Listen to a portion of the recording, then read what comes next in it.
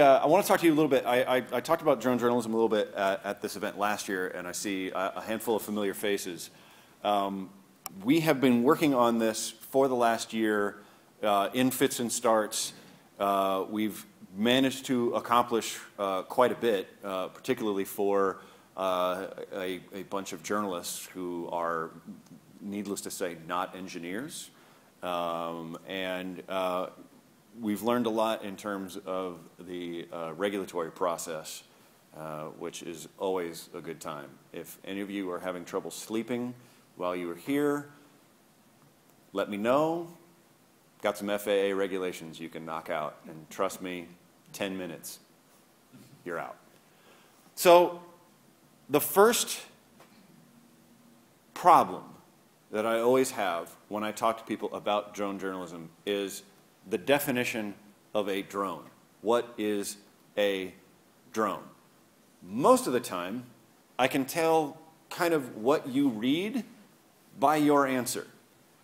If your answer is immediately, it's a nightmarish killing machine from the sky that the government is going to use to destroy us all, I have a pretty good idea of what on the internet you're reading.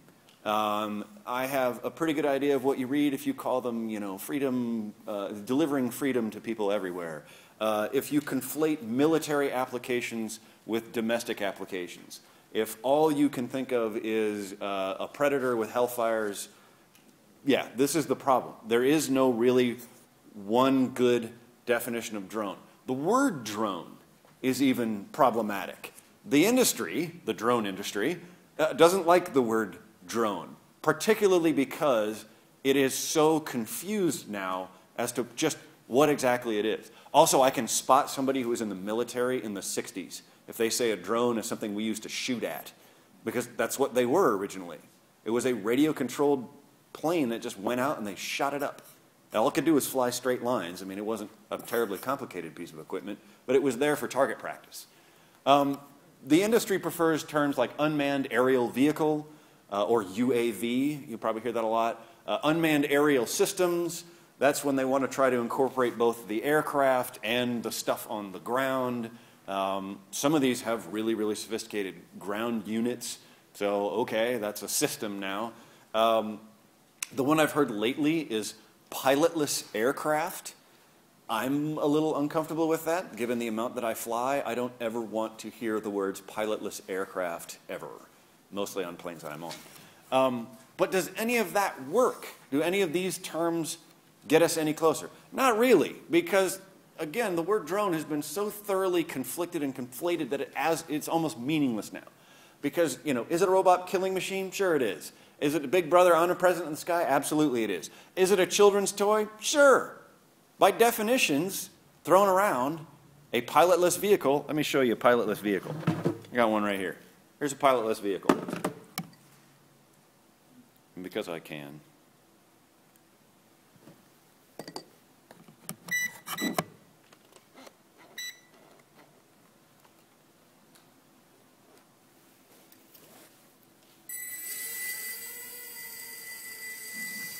It's a good room for this.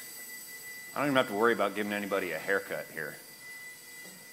I've done this in hotel hotel conference rooms where I had to warn the people in front that because they were sitting in front means they don't get to sue me if I you know, give them a little nip.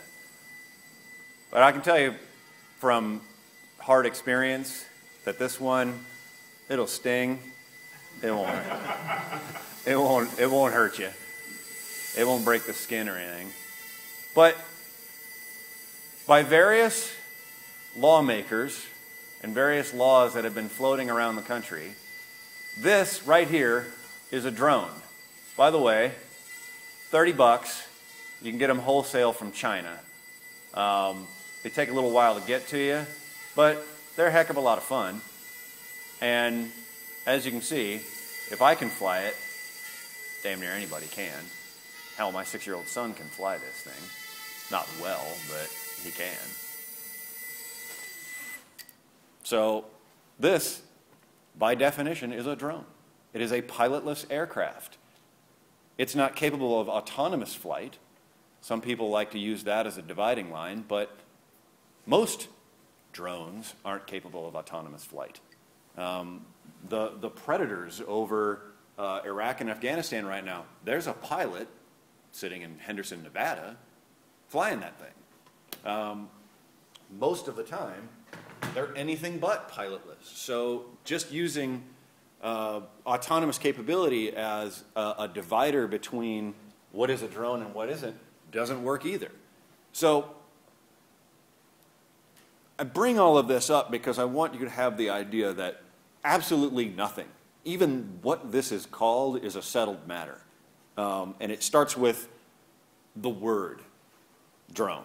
So if we can't define drone, then what is drone journalism? Well, we have defined it as using small, unmanned aerial vehicles to gather photos, video, and data to do journalism. In a little bit, I'll show you us actually doing that. So our drone, our UAV, we haven't named it yet, so we should have a contest to do that, can carry an HD camera, hundreds of feet in the air, and probably get about a half a mile away before we probably needed to come back to us before the battery ran out. I say hundreds of feet because we don't know exactly how high it could go, because at 400 feet, we're going to get a phone call from the FAA, and we're going to be into the national airspace, and we're going to be causing problems for pilots. So we know it can go to 400 feet pretty easily. So there's no reason that it couldn't go well beyond that. We're not going to find out. Certainly not until we can get permission from the FAA, a permit, anything like that. It is autonomous. It can do waypoint navigation. We pull up a map on the laptop here. We say, go here, go here, go here, go here, face in these directions, do this stuff, come back to us and land. We manually take off with it. We haven't mastered autonomous takeoffs and landings yet, but we go in the air, we flip a switch, off it goes. I will warn you that your imagination may be running away with you right now, and that you have seen too many movies. This is the dumbest smart technology that you'll ever see. Because if I had this thing in here and I programmed it to go fly up 200 feet in the air and then fly that way 200 feet, it would try to fly through the ceiling.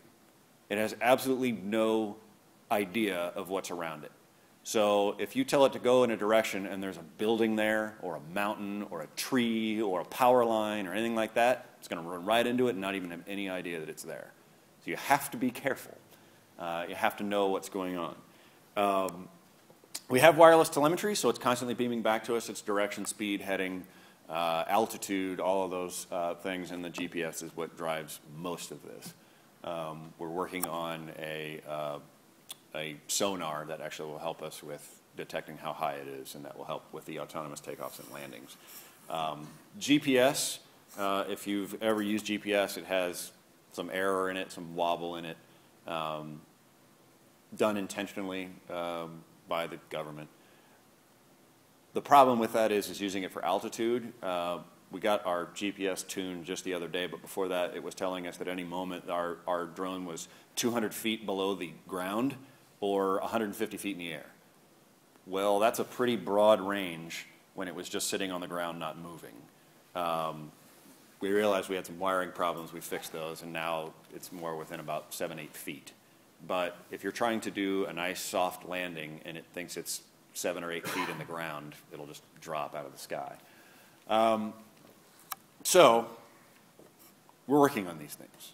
And for a journalism school to be talking about wiring problems with GPS and how do we fine-tune GPS, it's pretty exciting. All of this leads to about 15 minutes of flight time.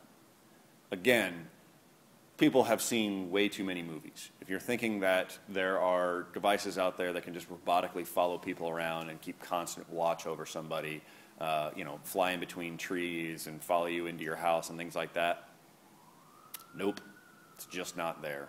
It just does not exist. Batteries are, to get enough power to run the motors, battery is a brick. I mean, it is seriously as big and as heavy as a brick. And the ability to carry that brick requires even more power. And so you get into this kind of diminishing rate of returns about how many batteries can you carry versus how long can you fly. It all balances out to about 15 minutes, give or take. You can spend hundreds of thousands of dollars on a commercial UAV and get 20 minutes of flight time out of it. We built our quad for $1,000. So 5 minutes worth hundreds of thousands to you? I don't know, maybe. Not to me. So problem number one that we faced when we started this was we weren't 100% sure what the law was going to be, and we still aren't, but it's pretty clear that the FAA views drone journalism as being illegal, period. You cannot use a small unmanned aerial vehicle for a commercial purpose in the United States right now, period. They believe that journalism is a commercial purpose. They believe that even nonprofits, I get this question a lot. Well, I work for a nonprofit journalism organization. They don't care. They believe that any direct or indirect revenue, regardless of ownership structure, legal setup, anything like that, any direct or indirect revenue from the work of a UAV makes it a commercial purpose, and that makes it illegal. We're a research university. We don't have a commercial purpose, and we don't give away, nor license, nor sell, nor anything, the video that we make. We put it all on the internet for free, and I ain't saying, but I'm saying we're big believers in fair use. So should you see something that we put on the internet? Fair use. So that is all changing. It is all going to change, I would love to say rapidly, but I mean rapidly for Congress. The FAA Modernization Reauthorization Act of 2012 mandated that the FAA must create rules for commercial uses by September of, that should be 2015, my bad. That law was passed last February. The FAA is already a year behind. They are a year behind after 1 year. Think about that for a moment. The FAA has done basically nothing, which is not totally true. They've done actually nothing nothing concrete. They've passed no rules, nothing like that. They've talked a lot. They've had some public hearings. They've said they were going to take things slow. They were going to incorporate privacy regulations into this, which they hadn't said before, and it's not part of the law. The law itself actually passed with fairly minimal fuss. There's certainly the drone stuff. The big fight, the huge fight in that law was actually over government subsidies for flights in and out of small rural airports. So in and out of Grand Island was the big one here in Nebraska. Some of those flights, in order to exist, as they have off and on, are subsidized by the government to allow for commercial flights in and out of really small airports. That was the big fight. It had nothing to do with drones. The drone stuff just went right through. As soon as it passed, though, everybody started freaking out. What we don't know at this point, and what is somewhat of a parlor game amongst think tanks, what will the licensing be that's required? In other words, am I going to have to get a pilot's license? Am I going to have to go to FAA ground school? Am I going to have to do any of this stuff? What safety certifications of the aircraft will be required? There are a number of activists that want these UAVs to go through the same safety certification process that an actual full-scale airplane goes through, which is somewhat ridiculous when you see the size of these things and the kind of lack of complexity compared to a manned aircraft.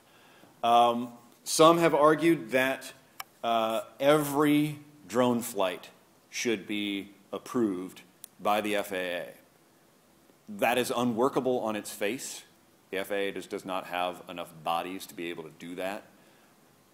The Fourth Amendment implications are pretty obvious, that you being surveilled by the government constantly is not exactly right to be, your rights of search and seizure.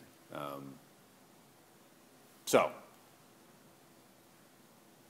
all this said, even if the FAA pulls a miracle and has all of these rules and regulations in place by September of 2015, everybody and their brother at that moment is going to get sued.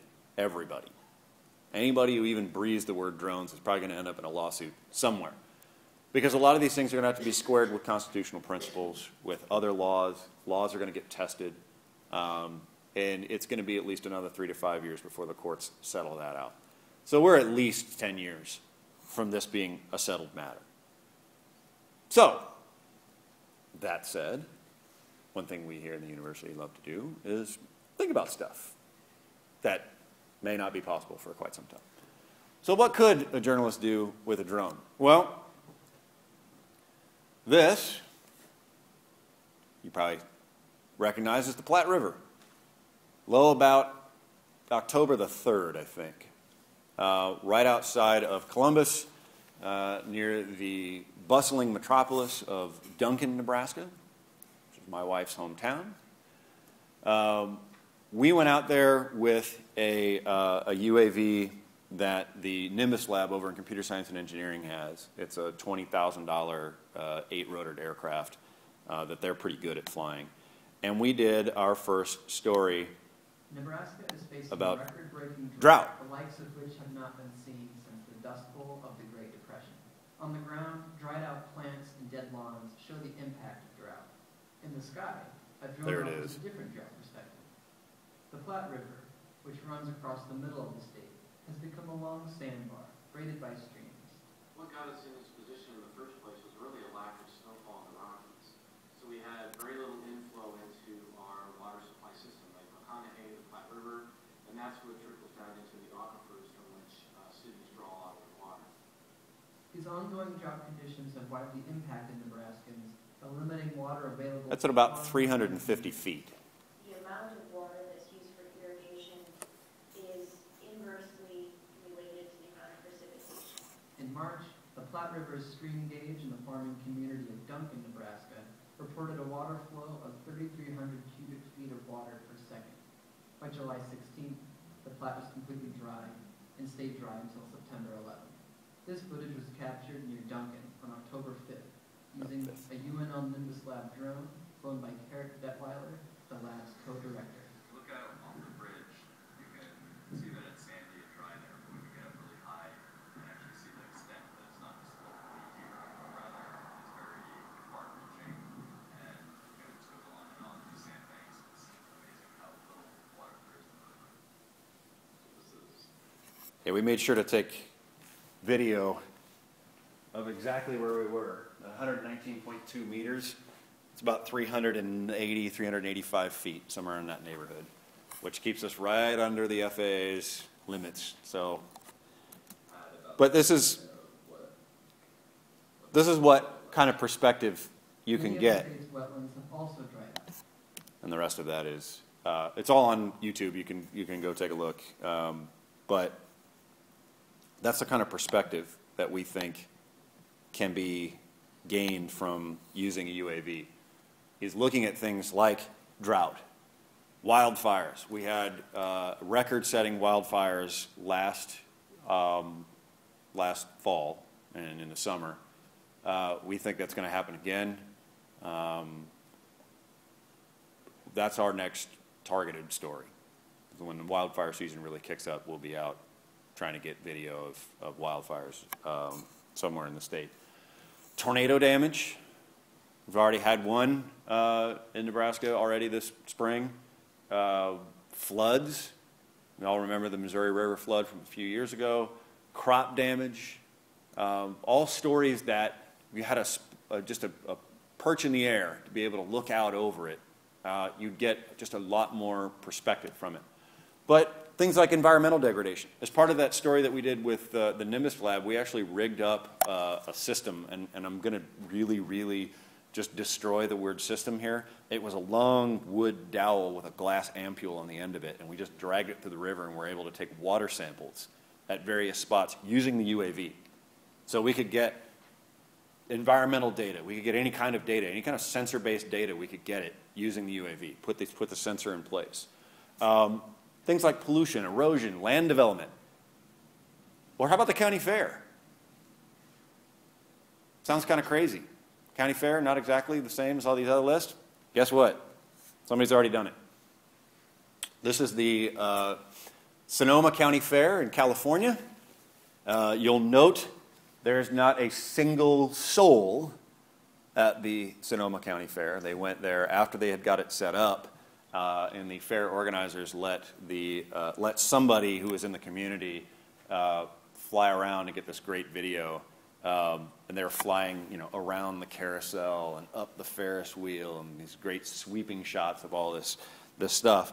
And the Santa Rosa Press Democrat put it on their website, and just opens the idea of getting a different perspective on anything, really.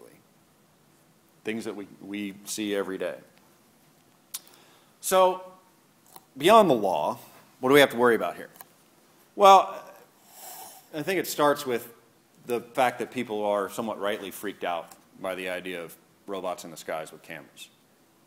It's not an entirely comfortable thing. And given the wonderful state of people's faith and respect for the media, the idea of journalists having flying robots with cameras in the skies isn't terribly reassuring to a lot of people. So that means we have a responsibility to be open and transparent about what we're doing, and also make sure that we use them the right way. And that's a lot of what we're trying to do in the Drone Lab, is figure out what is the right way and what is a good idea and what's a bad idea. 36 states introduced laws limiting drones in some way. Our own state being one of them. Senator Schumacher from Columbus introduced a bill that was aimed largely at law enforcement using them to gather evidence in a criminal case. Basically, the law said, can't do it. Can't use a UAV to gather evidence in a criminal case. That bill had a committee hearing, but hasn't advanced out of committee.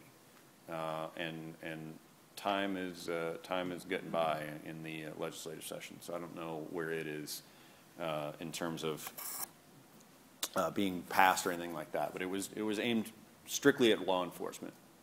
But a lot of other states weren't that way. Texas banned all aerial photography, period. And then had to rewind and go, well, hold on. We'll ban aerial photography from unmanned vehicles. And then they had to back off from that too. So that bill kind of went nowhere. Oregon went the furthest. Oregon, if I put a small camera on this thing, I am a misdemeanor criminal. If I fly it and actually take a photo, I am a felon.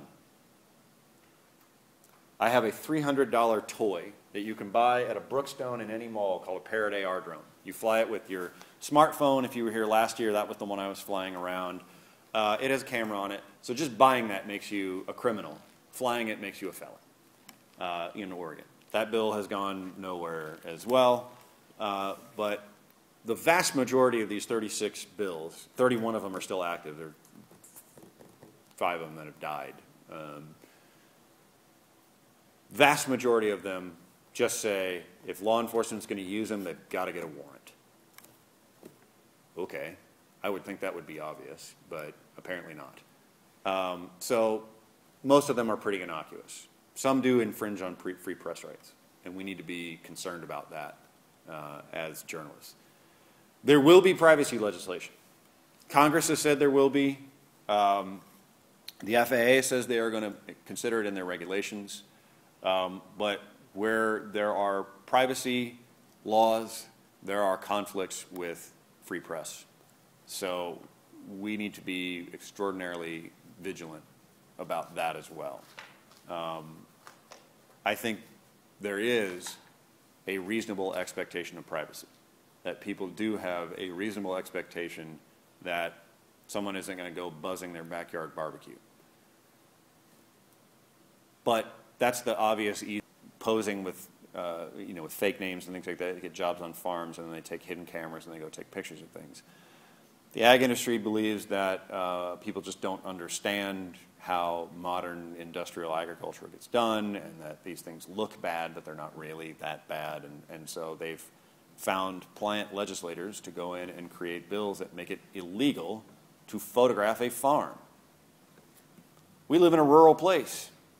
It doesn't take long to get in the air before you see a whole bunch of farms. Are you now a criminal? I don't think so. There are a number, basically anytime I'm in the media, anytime I'm in a newspaper story about drones, the first comment, second comment on that story is, "Can I shoot it with my shotgun?" Sure, Annie Oakley, give it a shot. If I'm at 300 feet and you can hit that thing, God bless you. You deserve it. People have actually shot these things down. There were a group of animal rights activists at a hunt club in South Carolina, I think.